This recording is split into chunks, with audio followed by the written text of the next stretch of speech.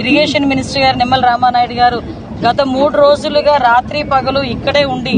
ఎట్టి పరిస్థితుల్లోనే ఈ వాటర్ ఫ్లోని ఆపాలి, వాటర్ ఫ్లోని అరికట్టాలి, ఇక్కడ అరికడితేనే కానీ అక్కడ విజయవాడకు వచ్చే ఆ ముంపు అన్నది తగ్గదు అనే ఉద్దేశంతో నిద్రాహారాలు మాని నాయకుడి తాలూకా ఆదేశాల మేరకు ఇల్లు వాకిలి వదిలి ఇదే గట్టు మీద నిద్రాహారాలు మానున్న నిమ్మల రామానాయుడు గారికి ప్రత్యేకంగా నేను ఆంధ్రప్రదేశ్ ప్రజలందరి తరపున డిజాస్టర్ మేనేజ్మెంట్ తరపున ధన్యవాదాలు, నమస్కారాలు తెలియజేసుకోవాలి. ఎందుకంటే నేను ఇక్కడికి వచ్చాను, ఒకసారి చూద్దాము అసలు బుడమేరు విషయం ఎలా ఉంది ఏంటనో చూద్దామని చెప్పి ఈ రోజు ఇక్కడికి రావటమే చాలా కష్టం వచ్చి ఇక్కడికి ప్రయాసం వచ్చి ఇక్కడ రావడం జరిగింది. ఇక్కడికి వచ్చిన తర్వాత ఇక్కడ వర్క్ చూస్తా ఉంటే అసలు నిజంగా ఇలాంటి వర్క్ ఉన్న చోటకి జగన్మోహన్ రెడ్డిని ఒక్కసారి ఇక్కడ తీసుకురావాలి. ఎందుకంటే బుడమేరు అంటే ఒక నది, బుడమేరు గేట్లు ఎత్తాడు, బుడమేరు అంటే ఏంటో కూడా తెలియని వ్యక్తి సీఎం అయిపోయి